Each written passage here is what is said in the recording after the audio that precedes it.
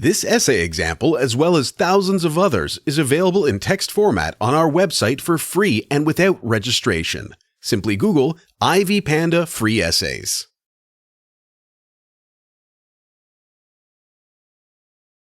Introduction. The short play, The Yellow Wallpaper, by Charlotte Perkins Gilman, is based on the lives of a chauvinistic husband and a sick wife. The over-dominating nature of the husband, called John, makes the environment unbearable for the mentally ill wife Jane.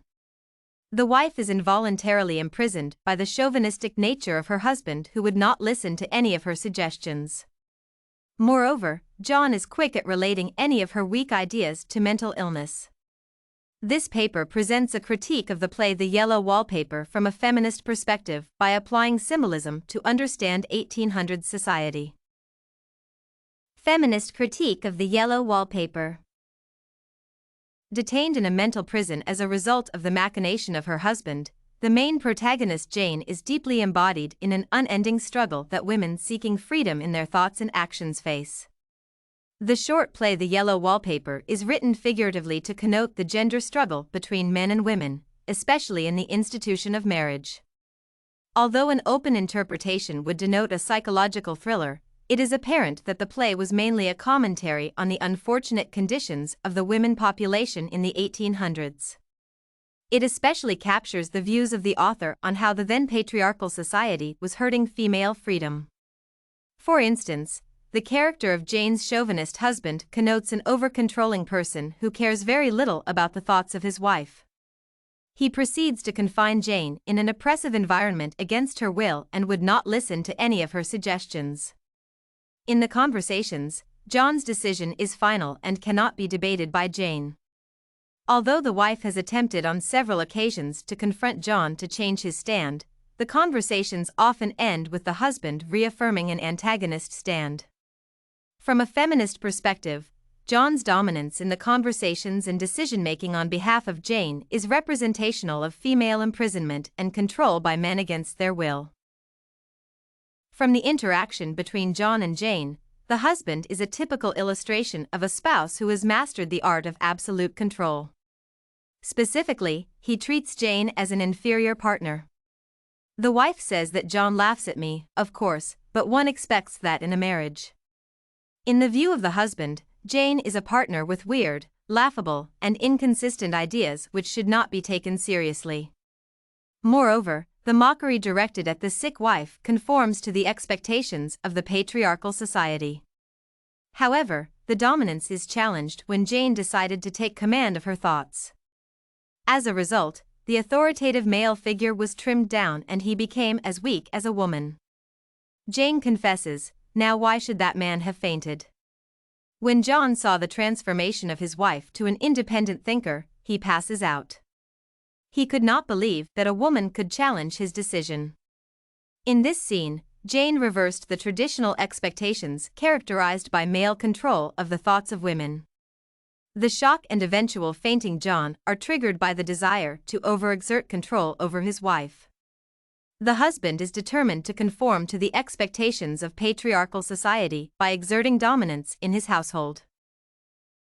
The ideas and thoughts of Jane are representatives of the feminist perspective. For instance, she desires to freely express her thoughts against the barriers imposed by society. Jane is defiant and confesses that I did right for a while in spite of them. As a woman, Jane is depressed until she regains the ability to express her feelings in the hidden journal she is writing.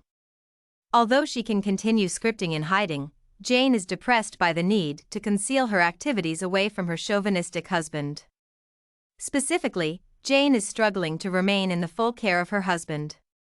For instance, she says he takes all care from me, and so I feel basely ungrateful to value it more. Though the actions of the husband to pay the bills are good, Jane's resentment is figurative of the resulting feeling of uselessness and imprisonment of the female gender. Just like other women, Jane feels the negative pressure imposed on her by society to worship her husband as a primary provider. The entire plot of the play is exposed in a room that reminisces insanity and scorn from the perspective of a feminist. The empty and dull room is accentuated through the surrounding Jane in thoughts and actions. For instance, her description of the room is emblematic of a prison-like environment where Jane's requests cannot be heeded.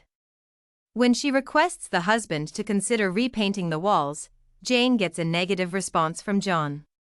The husband says that after the wallpaper was changed, it would be the heavy bedstead, and then the barred windows, and then that gate at the head of the stairs, and so on.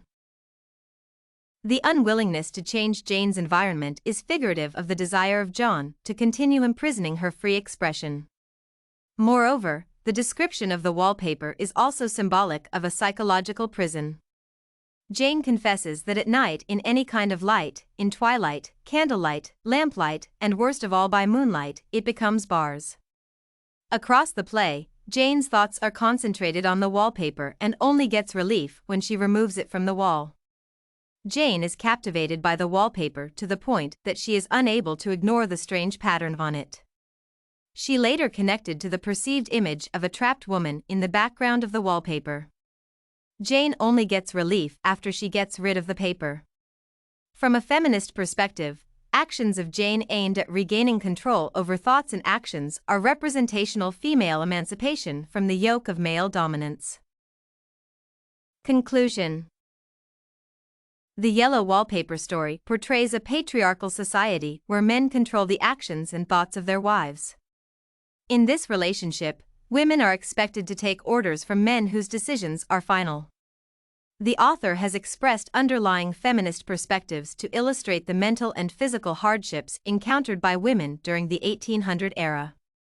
These perspectives are hidden in the dominating actions of John, the hidden thoughts of his wife Jane, and the room where the plot is played. However, Jane is determined to escape this prison by directing her thoughts to a hidden journal. Gilman has reflected on the psychological and physical imprisonment of the women through the symbolic use of wallpaper, poorly painted room, and mental illness.